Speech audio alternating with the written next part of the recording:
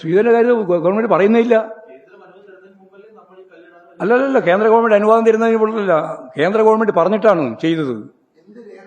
എല്ലാ രേഖയുണ്ട്, പറഞ്ഞതിനെല്ലാം മുഴുവൻ രേഖയുണ്ട്. മുഴുവൻ രേഖയുണ്ട്. DPR തയ്യാറാക്കാൻ വേണ്ടിയിട്ടുള്ള രേഖയുണ്ട്. DPR തയ്യാറാക്കി കൊടുത്തതിന് ശേഷം അതിനകത്ത് ഇന്ന മാറ്റങ്ങൾ വരുത്തണമെന്ന് പറഞ്ഞിട്ട് ഇങ്ങോട്ട് അയച്ച രേഖയുണ്ട്. എന്താ രേഖ? എവിടെ രേഖ പോയിന്നാ നിങ്ങളെല്ലാം പറയുന്നതിന് വല്ല അവസ്ഥ വേണ്ടേ? എല്ലാ രേഖയുണ്ട്. രേഖ ഇതൊന്നും ആർക്കൈവ്സിൽ പോയി പരിശോധിക്കേണ്ട. ഇപ്പൊ നിങ്ങൾക്ക് ഏത് രേഖ വേണമെങ്കിൽ ഞാൻ തരാം. ഇല്ല, രേഖയില്ല. അല്ല, കേന്ദ്രത്തിൽ അംഗീകരിക്കാതെ ഇപ്പൊ സതീശൻ പറഞ്ഞല്ലോ. കേരളത്തിലെ കേരളയിൽ വേണ്ട, ഇനി ശ്രീധരൻ പറയുന്ന റെയിലാണ് വന്നോട്ടെ എന്നാണ്. നിങ്ങൾ അവസരവാദപരമാണ്. അവസരവാദം എന്ന് പറയുക ഇതിന്റെ പേരാണ് അവസരവാദം. അതൊക്കെ ഞങ്ങൾ ഒഴിവായിക്കോളും. അതിന് നിങ്ങൾ ഭയപ്പെടണ്ട.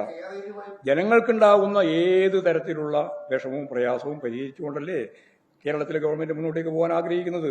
അതിപ്പോ ഈ റെയിൽ വന്നാലും ഇനി വരാൻ പോകുന്ന റെയിൽ സംബന്ധിച്ചുള്ള കാര്യമായാലും ഒക്കെ ജനങ്ങളുടെ ആശങ്ക പരിഹരിക്കാം. പക്ഷെ കോൺഗ്രസിന്റെയും VD സതീശന്റെയും ആശങ്ക പരിഹരിക്കാൻ പറ്റില്ല കേട്ടോ. അത് വേറെയാണ് സൂക്കേട്.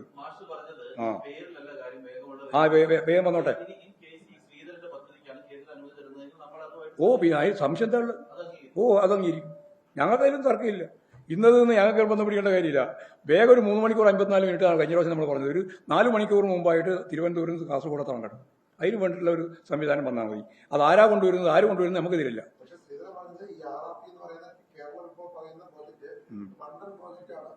അത് അദ്ദേഹം പറയുന്നില്ല. അയാൾ കഴിഞ്ഞ പ്രാവശ്യം മുഖ്യമന്ത്രി ആയതല്ലേ. മണ്ഡലം പ്രോജക്റ്റിനെ പറ്റി ഞാനെന്തിനാധികം പറയേണ്ട കാര്യം? ഞാനാണ് അടുത്ത കേരളത്തിന് മുഖ്യമന്ത്രി, അതിനാണ് ഞാൻ മത്സരിക്കുന്നതെന്ന് പറഞ്ഞ ആളാണ് ശ്രീധരൻ. അതുകൊണ്ട് ശ്രീധരനെ പറ്റി എനിക്ക് ഞാൻ പറയാൻ ഒരു ഉത്കണ്ഠയില്ല. അദ്ദേഹം പറഞ്ഞിരിക്കുന്നു. ആ പറഞ്ഞത് അദ്ദേഹം തന്നെ മാറ്റിക്കോളും. എന്നാൽ ശ്രീധരന്റെ പരിപാടിയാണ് വരുന്നത്. ശ്രീധരന്റെ പരിപാടി വന്നോട്ടെ. നമുക്ക് റോഡ് ഈ അതിവേഗത്തിലോ അല്ലെങ്കിൽ അർദ്ധവേഗത്തിലോ ഉള്ള റെയിൽ സംവിധാനം പോടുന്നേ ഉള്ളൂ. അല്ല, ഡിസ്കഷൻ നടത്താനല്ല, ആലോചന നടത്തിയിട്ടാണ് മന്ത്രിയുടെ അടുത്ത് പോയത്. അപ്പോഴാ മന്ത്രി പറഞ്ഞു ഞങ്ങൾ അങ്ങനെ ആലോചിച്ചിട്ടില്ല. പിന്നെ എന്ത് ചെയ്യാനാ? ഇനിയിപ്പോ ശ്രീധരനായിട്ട് ആലോചിക്കും. നമുക്ക് ആരോട് ആലോചിക്കുന്ന എന്തൊരു വിഷമം? ഞങ്ങൾക്കൊരു വിഷമമില്ല. ശരി.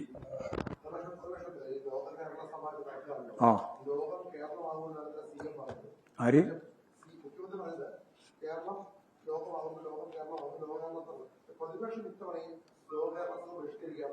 അതിപ്പോ ഒരു മലയാളം പറഞ്ഞ് നിങ്ങൾക്ക് മനസ്സിലായില്ലേ? എല്ലാ വികസന പ്രക്രിയയിലും എതിരായിട്ട് നിൽക്കുക എന്ന രാഷ്ട്രീയ നിലപാട് സ്വീകരിക്കുന്ന പാർട്ടിയും മുന്നണിയുമാണ് ഈ പറയുന്ന UDF. പിന്നെ അവരെ ഏതിനു പോകാനാ? അവർക്ക് ഇമാതിരിയുള്ള ഏതെങ്കിലും ചർച്ചയിൽ അവരുണ്ടോ? വമ്പിച്ച വിജയമാണ്, വളരെ മുന്നേറ്റം. ഇതുപോലെ ഒരു സംഭവം ലോകത്ത് വേറെ എവിടെയില്ലല്ലോ. നിങ്ങൾ ഈ പരാജയം പറയാൻ നിങ്ങൾക്ക് വളരെ എളുപ്പമാണ് മനോരമക്കും മാതൃഭൂമിക്കെല്ലാം എഴുതാൻ. ലോകത്ത് എവിടെയെങ്കിലും ഇങ്ങനെയൊരു സംവിധാനം ഉണ്ടോ? ആ നാട്ടിന്റെ മുഴുവൻ മനുഷ്യരെയും ലോകത്തിന്റെ വിവിധ മേഖലയിലുള്ളവരെല്ലാം ചേർത്ത് പിടിച്ച് മുമ്പോട്ടേക്ക് പോകുന്ന ഒരു സംവിധാനം ലോകത്ത് വേറെ എവിടെയില്ല, കേരളത്തിലേ ഉള്ളൂ. ആ കേരളത്തിന്റെ പ്രത്യേകതയാണ് ഈ കേരള ലോകസഭ. ശരി.